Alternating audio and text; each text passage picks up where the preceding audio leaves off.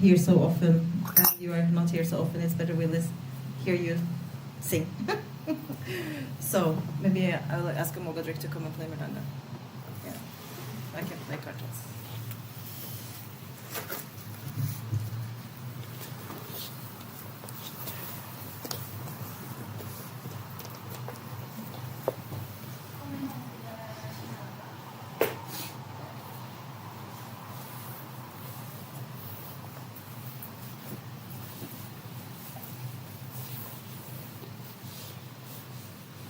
Hur länge pågår? So if anyone haven't visited the temple in Bergen and you want to go, you can contact Mahabhavi, and he's running the temple there.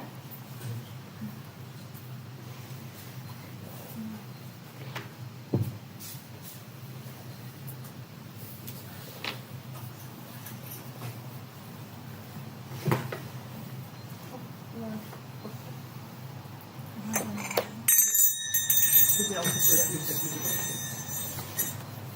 Jag hade det första gången så blev man ganska stor. Ja, Andra gången så lätt. det är bara små på varje. Jag gör det.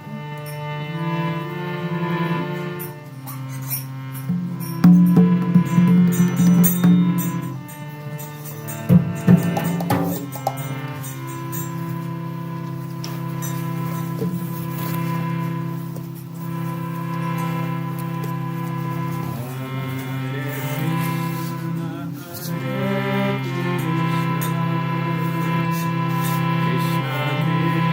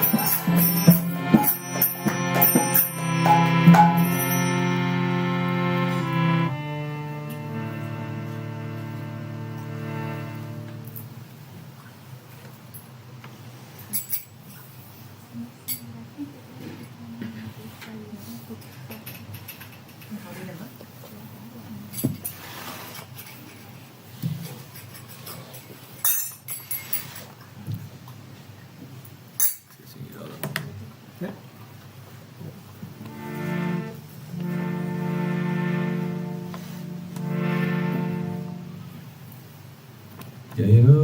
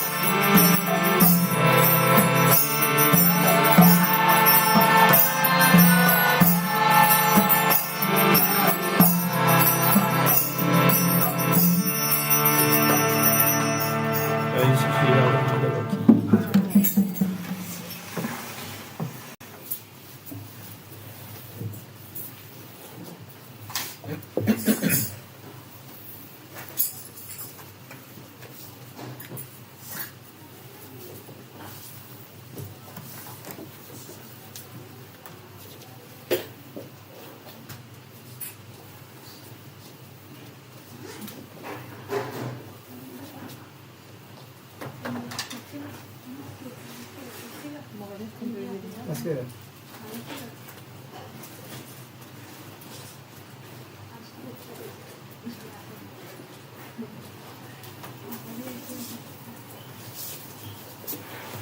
Jag börjar.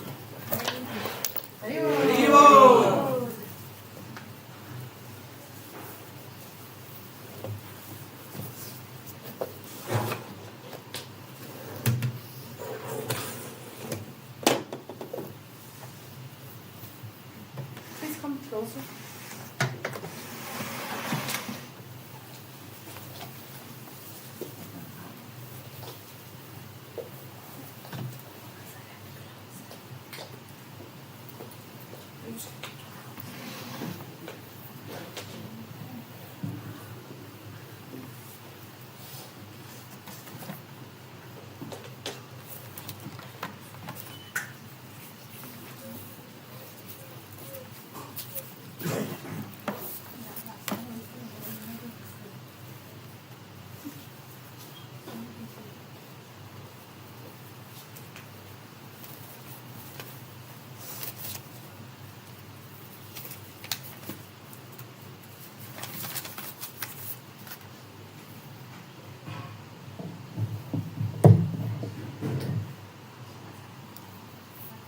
Hare Krishna. Hare Krishna. Nice to see you all.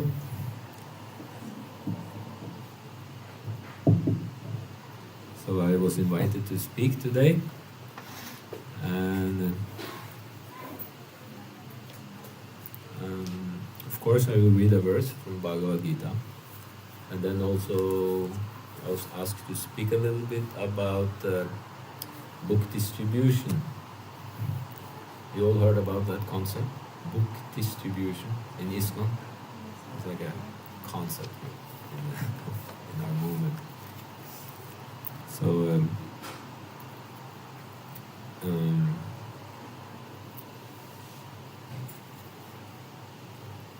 I wanted to read one verse here, then we can read from 18th chapter. 18th chapter is a nice chapter where Krishna explains the qualities goodness, passion and ignorance, how we are influenced by these molds of material nature.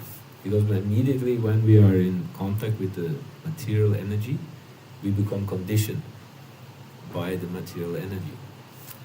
So you know how difficult it is to change your conditioning.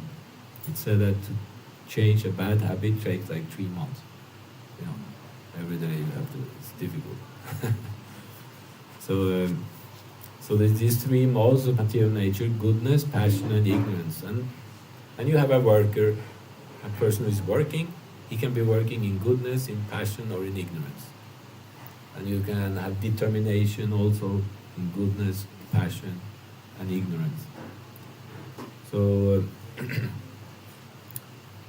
so Krishna describes here in the 18th chapter different aspects of how a person, different qualities, how they, when they are situated in goodness, passion, or ignorance.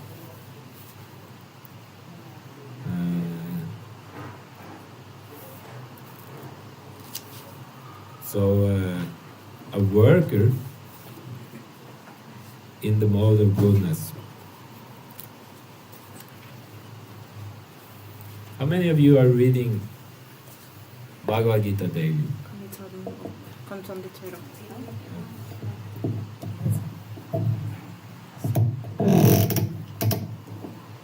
Ja. Jeg vet ikke om det er åpnet. Ja. Oh, yeah. Huh? Reading daily. Daily. Sometimes Two. only shloks, Prabhuji. You read a sloka every day? Chapter, we're doing like chapter 1, chapter 2, like... Yeah, like that, just the verses. Oh, yeah. That's, then you're a member of that group, which is called chapter a day. Chapter a day. Yeah.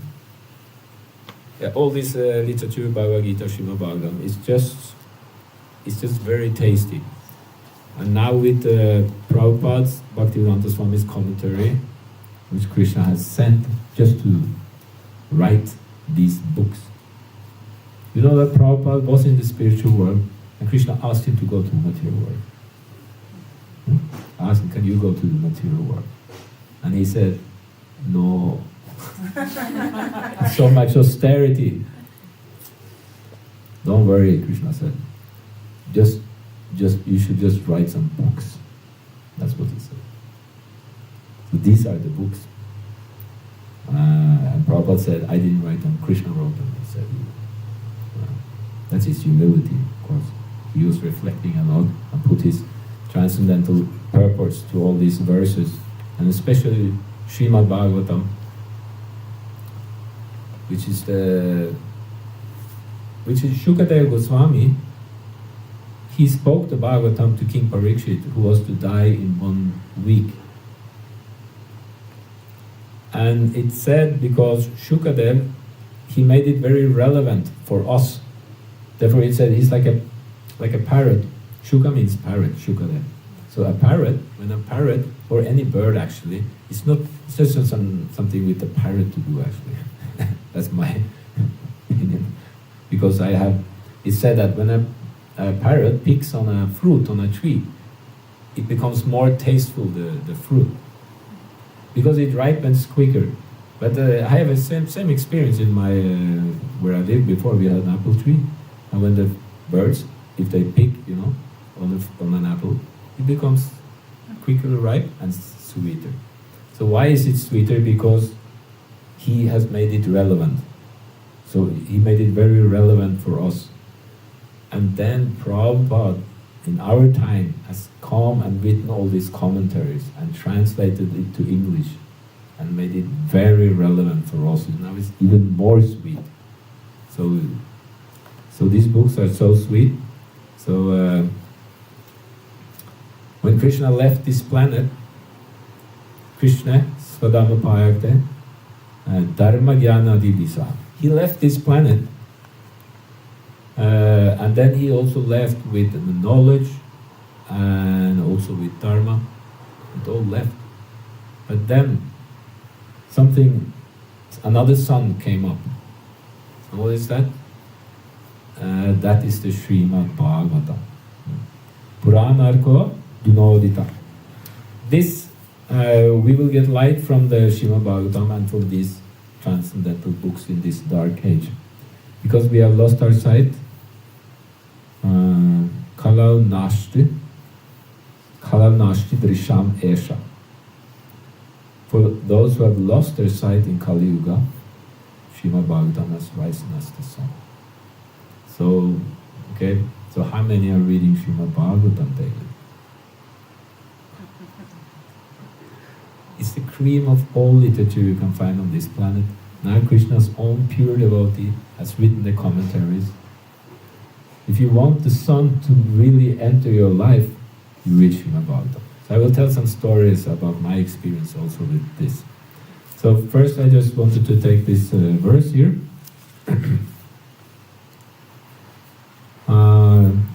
It's 1826. You don't have to repeat. I just read it because I want to read two more also. Mukta sangunaham vadi driti utsaha samandita siddhi asiddhyo nirvikara karta sattvika uchyate. One who performs his duty without association with the modes of material nature, without false ego, with great determination and enthusiasm, and without wavering in success or failure, is said to be a worker in the mode of goodness. Purport by Srila Prabhupada. A person in Krishna consciousness is always transcendental to the material modes of nature. He has no expectations for the result of the work entrusted to him, because he is above false ego and pride. Still, he is always enthusiastic till the completion of such work. He does not worry about the distress undertaken. He is always enthusiastic. He does not care for success or failure. He is equal in both distress and happiness. Such a worker is situated in the mode of goodness. I want to recite the invocation, we always do. Om Namo Bhagavate Vasudevaya.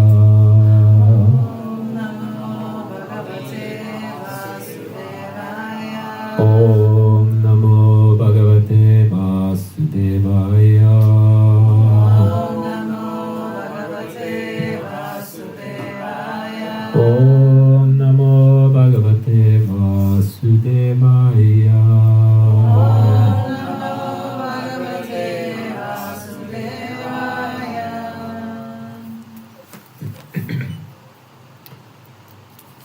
So this was a worker in the mode of goodness. And I will not read the purport, but I will read the worker in the mode of passion. The worker who is attached to work and the fruits of work, desiring to enjoy those fruits, and who is greedy, always envious, impure, and moved by joy and sorrow, is said to be in the mode of passion. And then in ignorance, the worker who is always engaged in work against the injunctions of the scripture, who is materialistic, obstinate, cheating, and expert in insulting others, and who is lazy, always morose, and procrastinating, is said to be a worker in the mode of ignorance. Omayanati mirandasya giranjana shalakaya shakshurun militanyena tasmai shri gurave namah Shitatanya manobishtam stapitam yena bhutale swayam rupa kalamayam dadati svapadantikam. Jai Shri Krishna Chaitanya Prabhu Nityananda Shri Advaita Gadadhar Shivasadi Gaura Bhakta Vrinda. Hare Krishna Krishna Krishna Hare Hare, Hare Rama Rama Rama Hare Hare.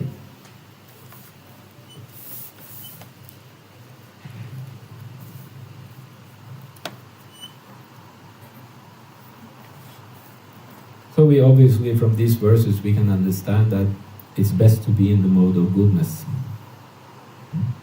Be a worker in the mode of goodness, where we just simply do our duty and not so attached to the results.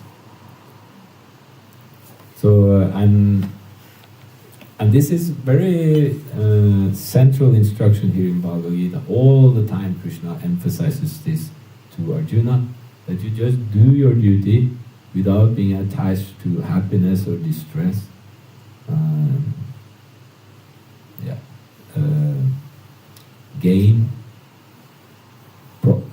Gain or loss, or victory or defeat.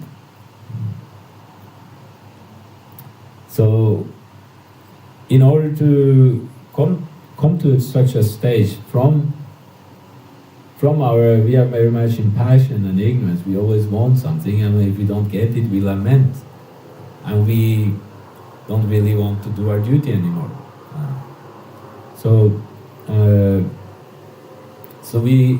But the whole process is to try to rise ourselves up to the mode of goodness. So that is the anstrengelse.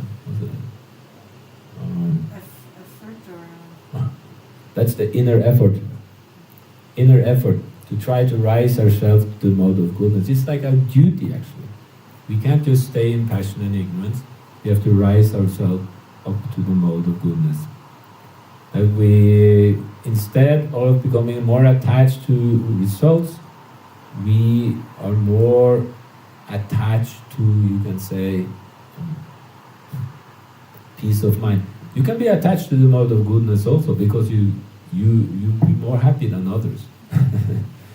But that happiness, instead of having that focus that I shall be happy, we focus on pleasing Krishna.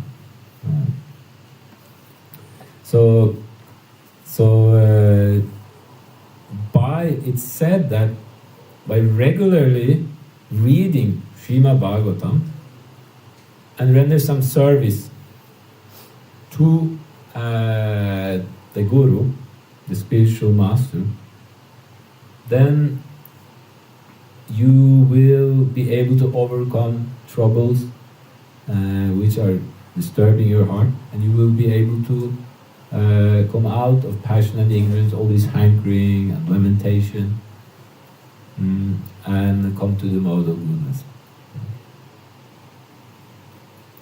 That's it. Reading Srimad Bhagavatam, Nashtaprayeshu Bhadreshu, Nityam Bhagavata Sevaya. Regularly reading. And Nityam Bhagavata Sevaya, rendering service to the pure devotee. Then we can come to the mode of goodness. So this rendering of service to the pure devotee, what does he want us to do? What does a devotee, pure devotee, wants us to do? I mean, we who are initiated, we have taken vow. You know what vow we have taken? You know? Who knows? I know. You know. Who knows? You know? Yeah. Which vows? No intoxication, no illicit sex, chanting 16 rounds every day. Two more. Two more. No meat. No, yeah. No meat eating. No, Yes. meat, fish and eggs. Yeah. And but the chanting of Hare Krishna was actually not included in the four. That's like a fifth. So there's still one missing. No. Yeah, gambling. Yeah, no gambling. No gambling. Yeah. So these are vows we are taking, and this, to follow this, Prabhupada sometimes said this is just human life. Human life, actually. But it's the chanting of Hare Krishna is service to the spiritual master. It's service to Krishna, to chant Hare Krishna. So, because Bhakti Yoga starts with Shravanam, Kirtanam, Vishnu. Hearing about the Lord and chanting about the Lord. So in this way we render service to the devotee because the instruction comes from the devotee. Krishna always wants us to be connected with his devotee and render service unto him. And Prabhupada also, of course, he chanted Hare Krishna, but he also got like a service, you can say like a specific service, because everyone gets that service of chanting Hare Krishna.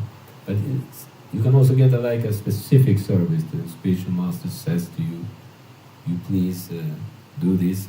So Prabhupada got a specific service because his guru said to him, if you ever get money, you print books. He told him. He said, don't build temples, huh? He said, print books. I don't know if he said don't build temples, but No, he said print books. But we knew from because his Prabhupada spiritual master, a wealthy person, gave him a lot of money, and they built this temple. But there was so much conflict with this temple. Who should live in what room? You know, who should be the leader? So there were many problems. Anyways, Srila Bhakti Siddhanta Saraswati Thakur, Prabhupada's spiritual master, told Srila Prabhupada, if you ever get money, print books. So Prabhupada took this to heart, and he gave much emphasis on printing books and distributing books. So when he came to America, he already himself printed some books of Srimad Bhagavatam, which he wrote the commentaries. He went to the printer. He even brought the paper. He found the cheap paper, which was still good. He did all the work himself. And these books, this first edition, are very valuable. Some or other, somebody found. This was three volumes as a first canto, printed in 3 books. And these 3 were actually in the University of Oslo. These original books. Yeah. Are they still there? No, somebody rented them. Oh, I'm not. I don't know. I think they never came back. Oh, really? Yeah. So he brought books with him, and he was early in the morning. He was writing. He was dictating his or writing his commentaries to Srimad Bhagavatam. So, and when he spread the Krishna consciousness movement, he very much emphasized the printing of books and distribution of books. And at one point, because they just distributed back to God, they took some years before books really started to be printed in large numbers and distributed in large numbers. And it just started like, I heard, it started like on a petrol station. They put petrol in the tank, the devotees, and then I found out they didn't have money. You know, maybe we just ask, maybe you can take a book, one of our books, you know, this big Krishna book. So they just ask, sorry, we don't have money, but maybe you can take this Krishna book. And yeah, why not? I can take the book. So we took the book. It said like, that's how it started. Wow, it's possible to distribute these books. And then it, in a short time, it exploded actually, book distribution. And the lagers were enormous with books. Enormous amounts of books were printed. And that was the real first wave of book distribution in Iskcon, where enormous amounts of book was distributed. Then later, in the beginning of the 90s, a new wave came, and now everyone is feeling that we're on the edge of the third wave now. It's just increasing everywhere. And that's for sure, it's anyway distributed in much more books now than the other waves, but it's not reached the top. So book distribution is very much emphasized, and book distribution is also kirtan. It's a glorification of the Lord. So it's a service, and many places they have many devotees. Because they work, they cannot do regular book distribution, but they go out in the weekend. The devotees, they go out in the weekend together. It's called weekend warriors. Weekend warriors. And if you're not used to it, it might seem a little bit scary. What shall I say? How do I approach a person? About books and then. Do you read books? Would you like a book? No, I don't want to know. It's scary. I've done this for some time. When I joined, that was just in the second wave, so I was immediately put on the street with the book distribution party, and it's a very blissful activity. And many experiences. You get so many experiences on the approaching people. You can just imagine there's so many different people, and also Krishna is the supreme controller, and he likes very much this book distribution. Krishna likes very much. It's he's very immediately. I have one time in a temple in Vrindavan. It's not an Iskcon temple. I was just in there. And I looked at the deeds and I talked with some people, and then I brought out a book just in the temple room and distributed the book there. And immediately I saw the deity was just, wow, what's going on? He was alive, and I really felt like that. So there's something special with these books. These are totally transcendental, and it's meant.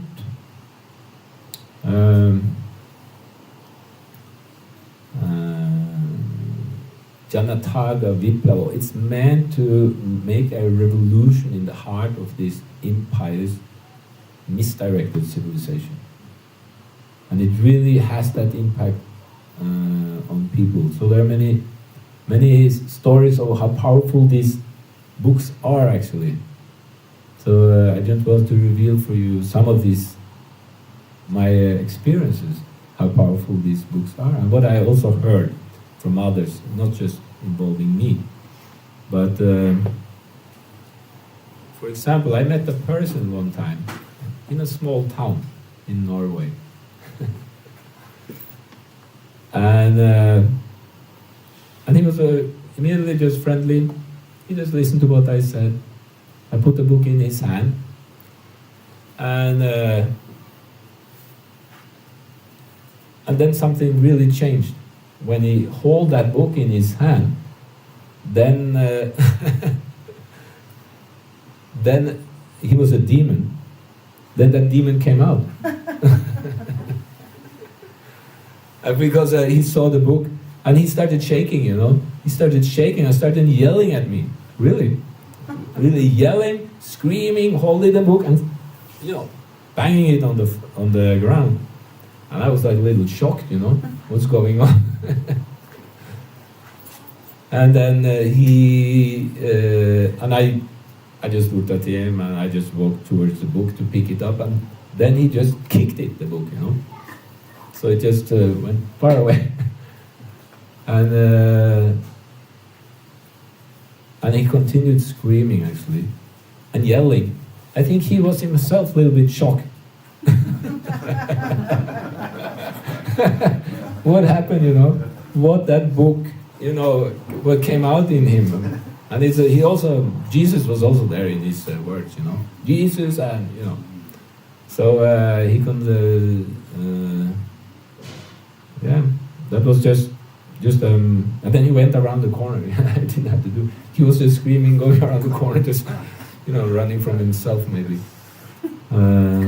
Just an example how powerful these books are. That was a realization for me. These books are really powerful. Can invoke such feelings in a person. So there are two kinds of persons Krishna describes in Bhagavad Gita. There are demoniac persons and divine persons. So, and sometimes these demoniac persons, they are even preachers. They can become preachers, and want to convince others. But actually, in the end, they want to glorify themselves. They want to be in the center. So one has to learn to be. And sometimes this is one example, because everyone is like, it's Kali Yuga. Everyone is. We are all infected with.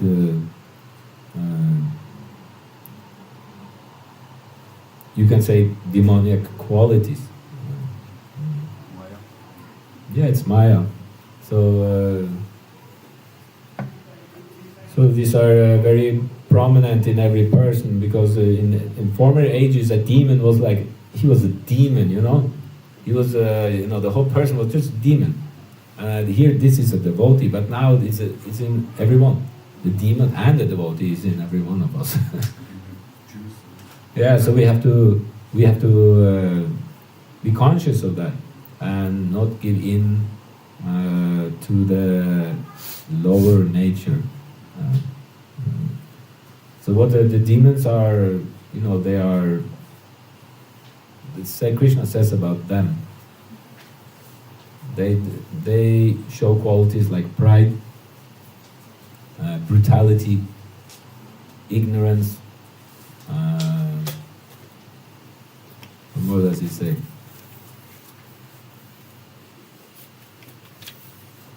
Arrogance, and very inbilsk, som det heter på norsk.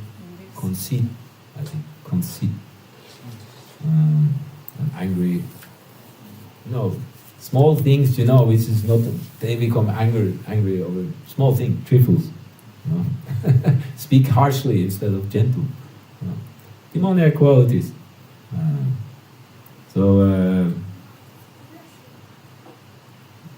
Influenced by Kali, the age of quarrel. So these are everywhere. You find them. We find them in ourselves. So, what Krishna says to Arjuna, but don't worry, Arjuna, you are born with the divine qualities.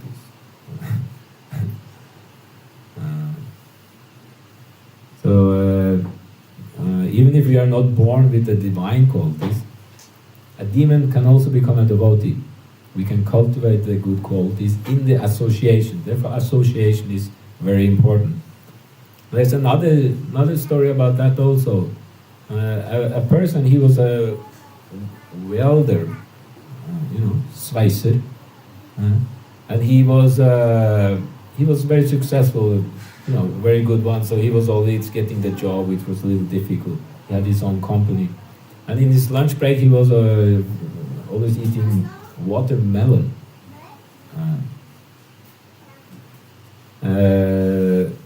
just go a little back on that story, because he came to a temple later in his life, and then it was first time he came to a temple, and he told that story how he became a devotee. He was already a devotee. He had never met. He came to the temple first time. He never met devotees. He was chanting 16 rounds. He was following the 4 regulative principles. And he never met a devotee. So he was this story, he was, in his lunch break, he was eating watermelon. So he was spitting the stones from the watermelon in a garbage can. Like, I don't think you have it in India, but in Norway, Norway we have them everywhere. So he was spitting the seeds there. And while he was doing that, suddenly he lost his watermelon in the garbage can. So he was going down to pick it up. So he thought he found the watermelon, but up he came with a Bhagavad Gita. There was a Bhagavad Gita in the garbage can. And he started reading it, and he was like, wow, he was so amazed, and he started chanting 16 rounds, because that was Prabhupada said in Bhagavad Gita somewhere. And he started following the regulative principles. And he came to the temple, and there he wanted to give whatever he wanted to surrender to Krishna, give everything, because that's what Prabhupada said in the books, that was Krishna said. So just from that association, he became a devotee without any other association, just the book of Srila Prabhupada. Yes. So the devotee in the temple was like shocked. You're always chanting 16 rounds and following the 4 never met a devotee. How is this possible? So he met Srila Prabhupada, of course. So these books are very powerful to create that change in this society. And these books, it's not that that there is something. It's not that you cannot find everything about Krishna consciousness in these books. For example, if you think, the most exalted Leelas with Radha and Krishna and the gopis, that will not be revealed. That is not in these books of Prabhupada.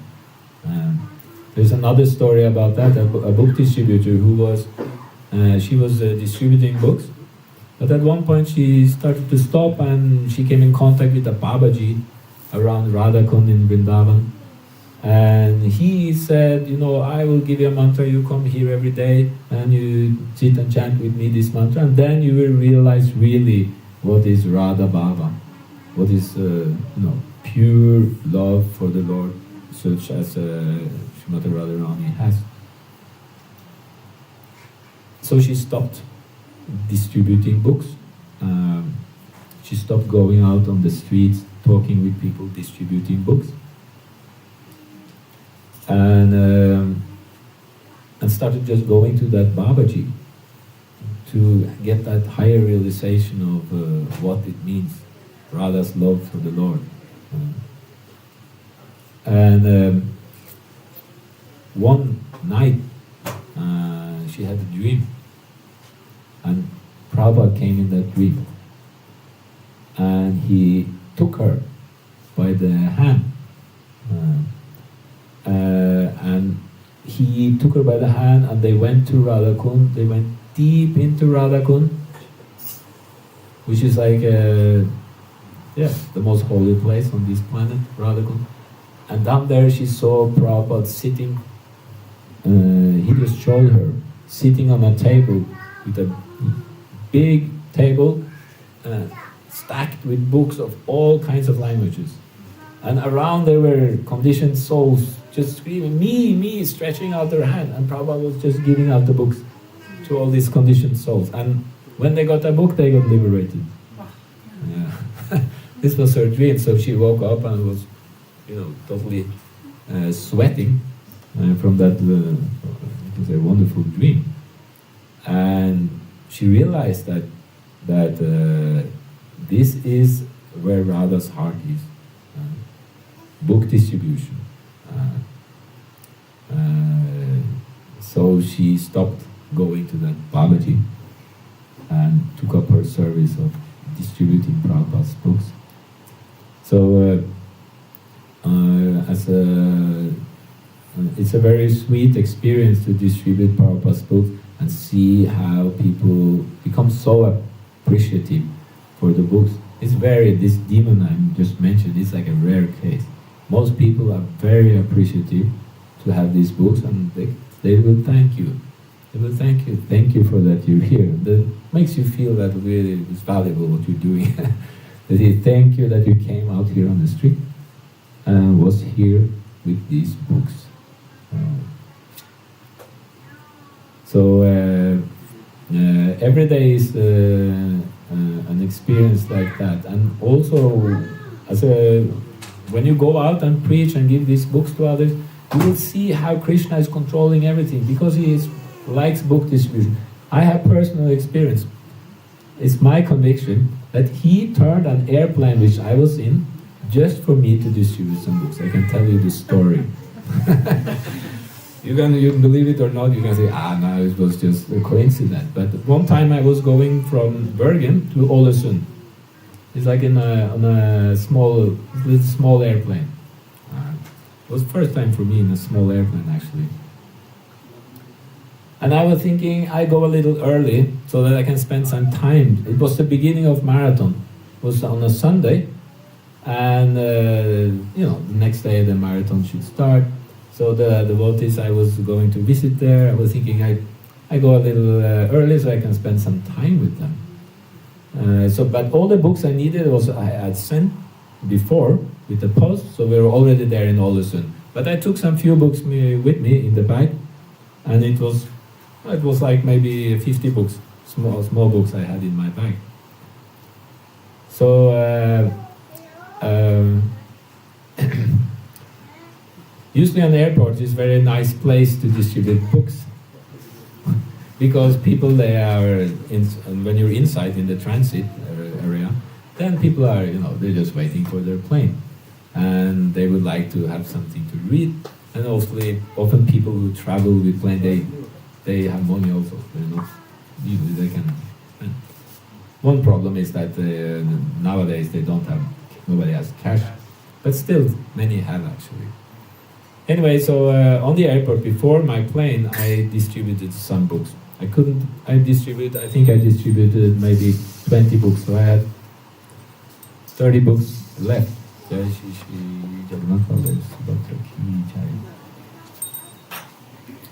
So I went on the airplane, still I think I had 35 books left in my bag.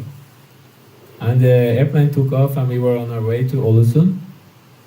And I felt I felt Krishna's presence very much in that airplane. And then suddenly the captain said, we have to turn.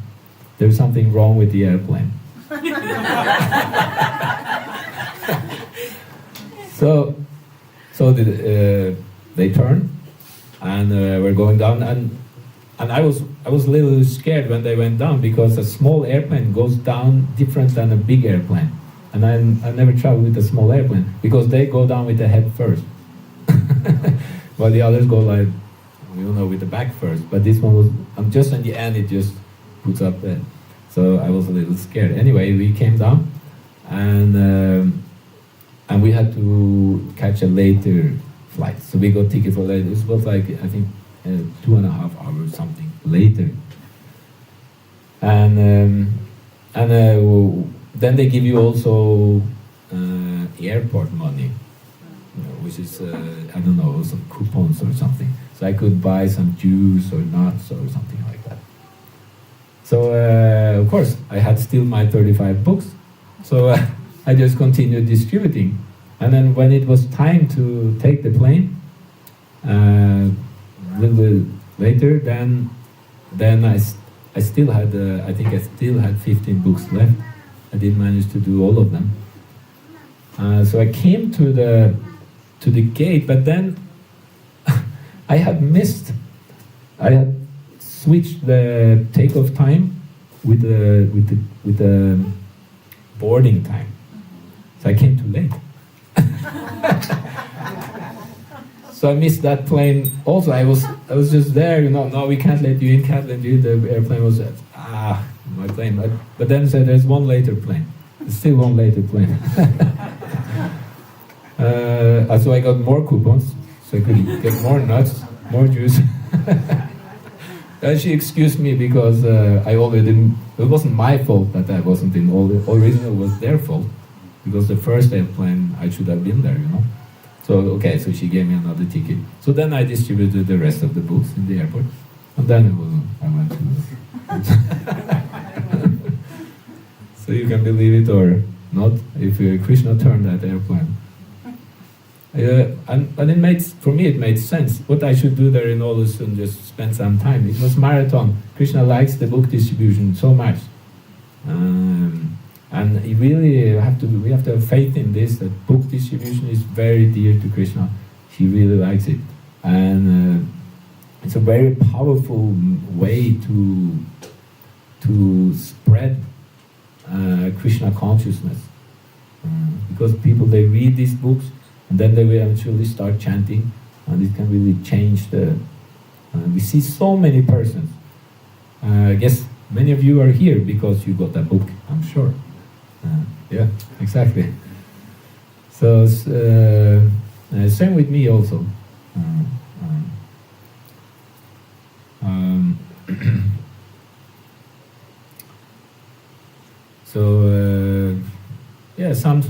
Some way how Krishna controls, and if we are very liberal, and also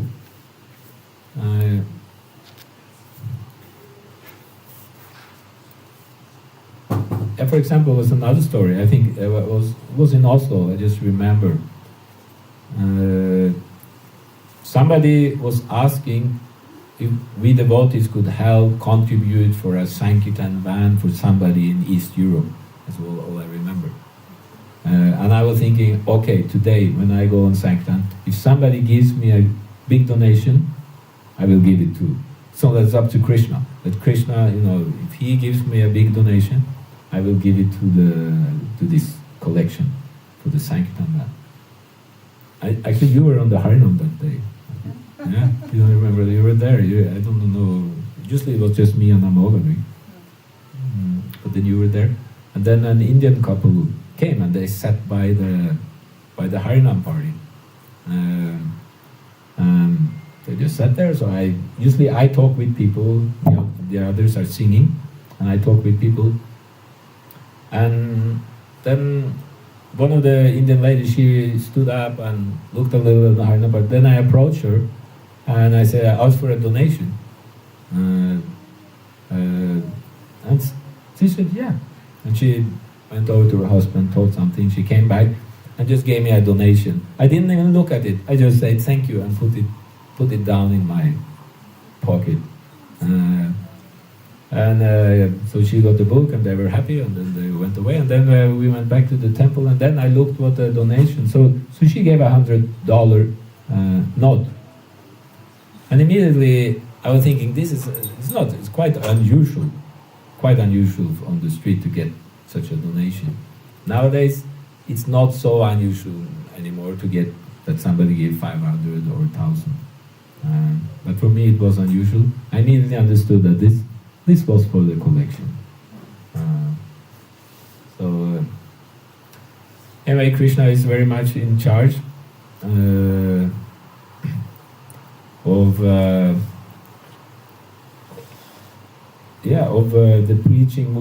the preaching in this moment, because it's his moment, and when we try to assist him, he surely is there to give all the help we need. So if you try to go out with books, Krishna will help you in every way. So, thank you very much. If there's some questions or? Yes. Questions or I have I mean, through the years I heard so many amazing stories of the devotees going on Sankirtan, and I don't know, Ellie, she's probably sitting in there, but in 2012 I had one friend visiting from UK, Chandra Mohini, and she was distributing books, and she met Ellie in the streets, and they were sitting in a cafe talking for 1 hour. Yeah. And then it took maybe like 5, 6, 7 years, and Ellie started coming. She's been here 5 years now. Haribol. And yeah, there's so many. There's also, you know, the story about Nishinga there, those distributing, and then they see Nishinga there from the back or something. I heard about it. Yeah, there's many stories. Yeah. Also, devotees like forgetting their japa bag somewhere, or someone steals their bag, and then they come back to the temple and like, oh, this belongs to one of your people. Yeah. It's It's mysterious ways. So when I'm on the street, I don't really, we never know Krishna's plan. So we just have to be there and just trust Krishna and not be attached to the results. Because let's say a person he doesn't want it, and you become depressed or you become disturbed. But Krishna just wants that person to pass so that you can talk with the next person, which he is ready to receive the book. It was also that same Chandra Mohini, she's from Riga, but she was distributing, and she was the old Ishopanishad, where you have this Mahavishnu on the front, and she was walking with it, and then one lady came and approached her, Inga, and she said, "Oh, is that Vishnu?" And she said, "Yes, this is Vishnu." And she said, "Oh, I read that book," and she pulled up beads, and she had made her own japa beads from reading Prabhupada's books, like pearls, you know, and then a knot of pearls. So she had her own japmala, and she started coming to our programs. But her husband, he was just still drinking and smoking. And she really wanted to make him a devotee. So we told her, no, just give him prasadam, give him prasadam. And I don't remember how long it took, but one day he picked up Prabhupada's book, and it was the condensed Lilamrita, and he read it from cover to cover. Next day started chanting 16 rounds, and he's initiated devotee, and yeah. So it's a big power in the books. Yeah. So she never met devotees before. She just had a book and made japamala. Yeah. Nice. This one question, Prabhuji, you mentioned today the worker working in the mode of goodness and the worker working in a mode of ignorance.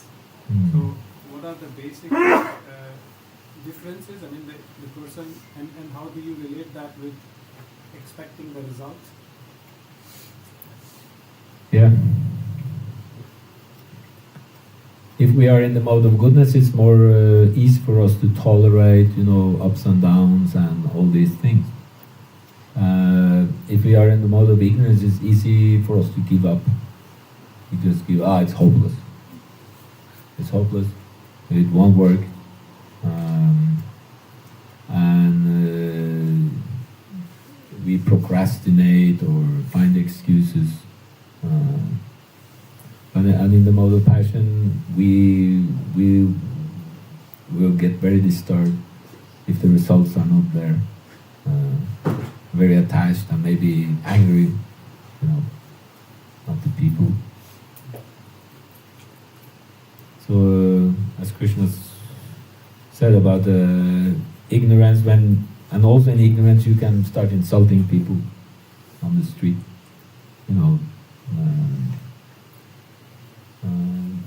Ignorance is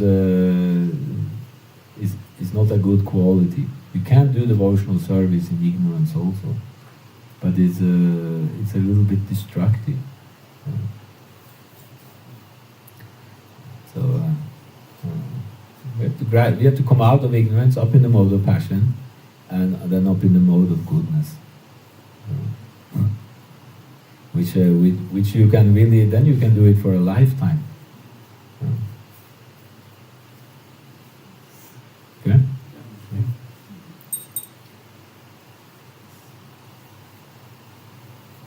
Any other comments, questions?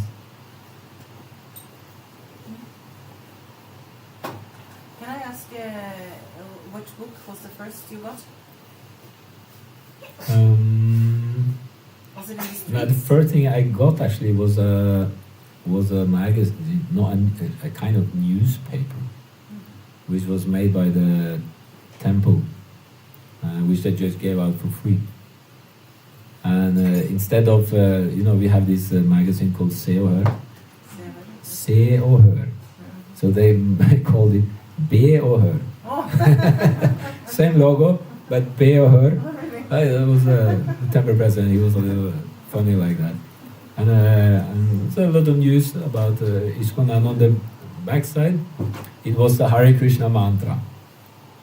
So I had that paper and looked at it, and it had some effect on me.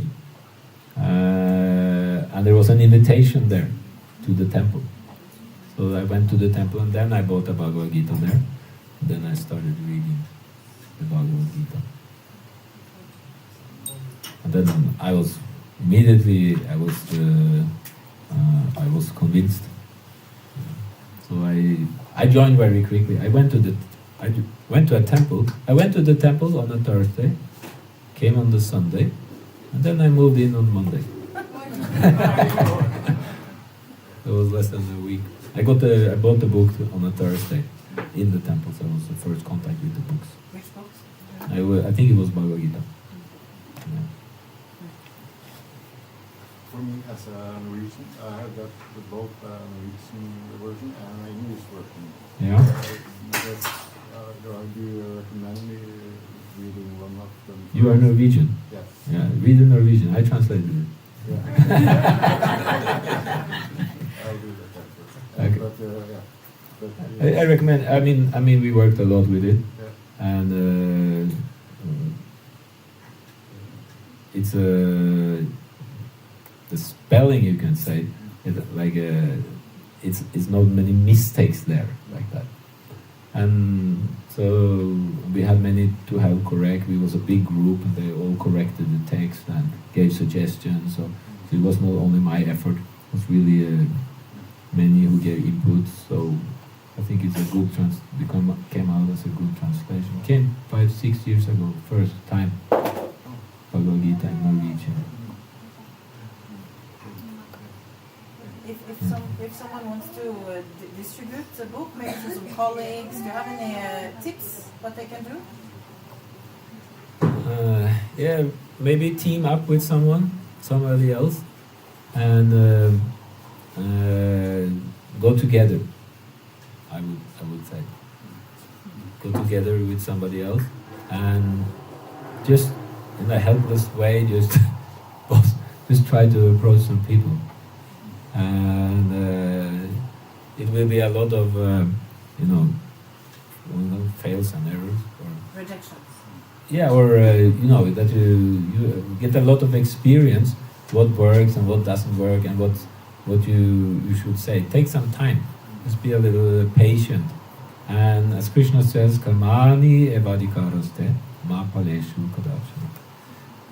It's your right to do such a thing. It's a swadharma. It's everyone's duty to actually spread Krishna consciousness. So you have a right to do it, but you are not entitled to the results. So we should not be attached to the result. Never consider yourself to be the doer. So if you are two, you can tolerate rejections. Of course you have support there. Of course, Krishna is always there, supporting you. And even if nobody takes, don't be disappointed. So we just had a couple in Bergen also. They've decided this marathon, we should try to go out in the weekends. So they took some books and they just went out. And they said they had so many rejections, it was difficult to talk with people, and nobody was many was not interested. And do you like books? No. Do you read books? No.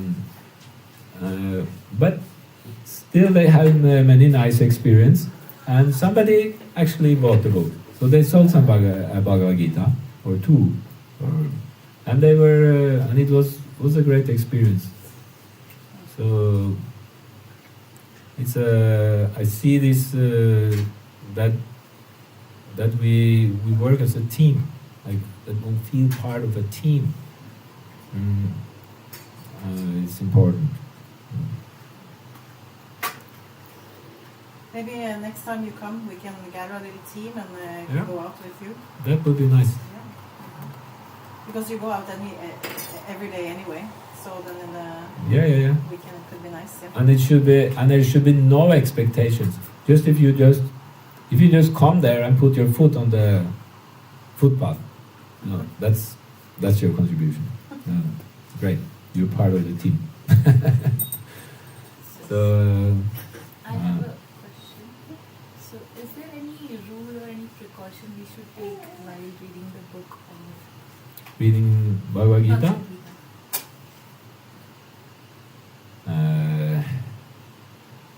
I take no precautions, but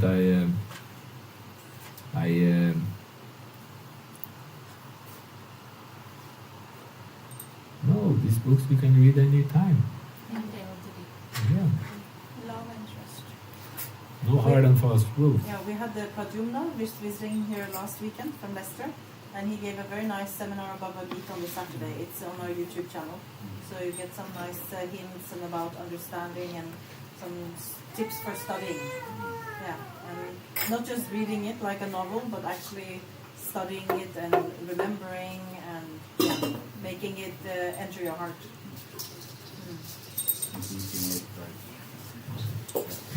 Personally, the way I can just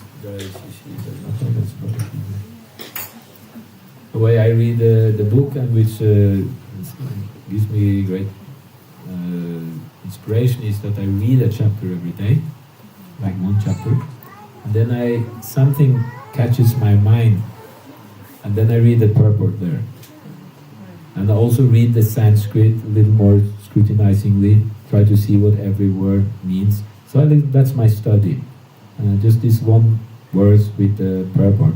And really, it's a very nice way that I find that the Bhagavad Gita becomes really part of my life, like that.